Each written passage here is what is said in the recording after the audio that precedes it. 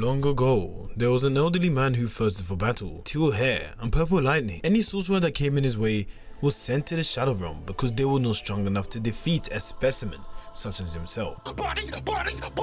Bodies! Everywhere below him, he enjoyed the thrill of battle, but only to be empty. He was still thirsty and desired more, and this was expressed with his conversation with Kenjaku. Kenjaku, yes, did you have fun? Not at all, really. Should have challenged you back then. Spare me, I'm not in the mood to fight right now. The old sorcerer that was a walking GPS for this elderly man let him know them is a mighty strong warrior, further away with the record of the greatest cursed energy output in history. But it was too far for the elderly man, and time was ticking.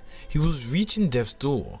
One thing that the old man requested was, who is the strongest sorcerer you know? Sukuna. Sukuna was the name, and although it was 600 years ago, it was still the strongest to ever walk this green earth. The elderly man made his decision, and that was when the contract was formed, and the agreement that the old man of the name of Hajime Kashimo was prepared to fight the natural disaster warrior in Sukuna.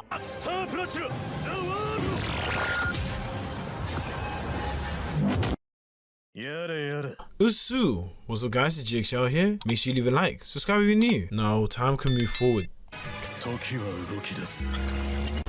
Kashimo has entered the Cooling Games. Wandering in the Cooling Games, Kashimo in his new body from kenjaku like he promised, realizes that his power remains the same and becomes a monster. With just a couple days of Cooling Games, he has 200 points, meaning 40 sorcerers were dead at his hand. Or it could have been some civilians, but knowing this man, he goes for the strongest. This man came back for one reason, and one reason only, and that is to fight the King of Curses, Sukuna. Now this led to him reveal the names and points of everyone in order to find Sukuna while using Kogani to use one of his 100 points, and he has something special for him. Oh boy, he does. But until then, the hunt for Sukuna continues. But Kashimo discovers a panda, but this panda kinda felt fishy. The intuition of Kashimo allowed him to call Kogani and ask, is that an animal or a player that's part of the game? So yeah, what you guys are about to watch might not even be allowed on YouTube. This might be animal abuse, because Kashimo was beating up Panda similarly to how JoJo characters actually beat up pets, and we see the absolute onslaught in 4K. Panda was a 3 against 1 and he still lost. They hid the Panda sister call through the whole series just for it to get one-shotted by the man himself. Kashimo, while taking his head on a stick, asked the panda, where is Sukuna? But as we know, Panda isn't a snitch, so he's going to have his deathbed sealed, and this is when Hakuri comes in. Kashimo feasts his eyes on something that is exciting and excludes Sukuna. This was something new to him in the Cooling Games. Hakuri seemed to be lively and there's music playing. With him, he looked like he could be entertaining, and while they thought he showed just like that, Hakuri definitely surprised Kashimo, and not to mention the domain expansion. Kashimo's simple domain, the Hollow Wicket basket, was not quick enough for the domain, nor was it needed. He was about to find out that in order to win, he would have to kill an immortal being. Does this scare Kashimo? Does this make him upset? Worried? Nope. He said, turn up the goddamn music and prepare your funeral. Those are the true words of a pure killer with the intent to aim for destruction of the brain to stop the reverse curse technique. So they had their fight.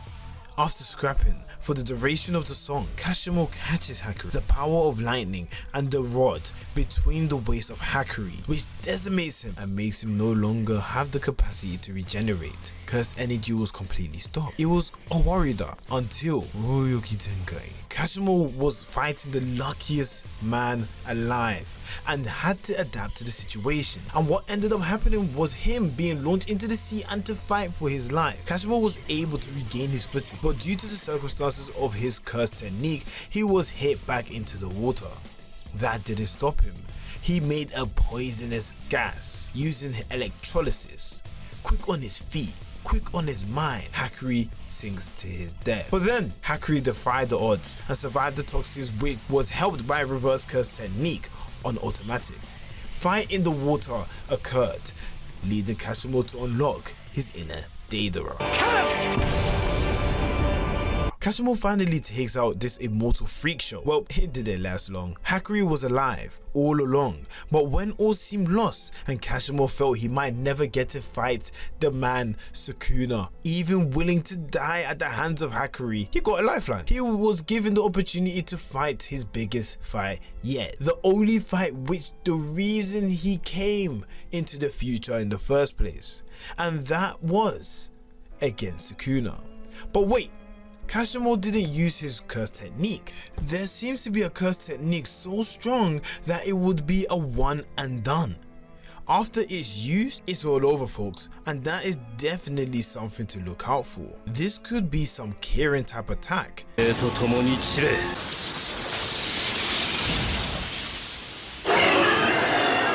Kashimo with the thunderclap?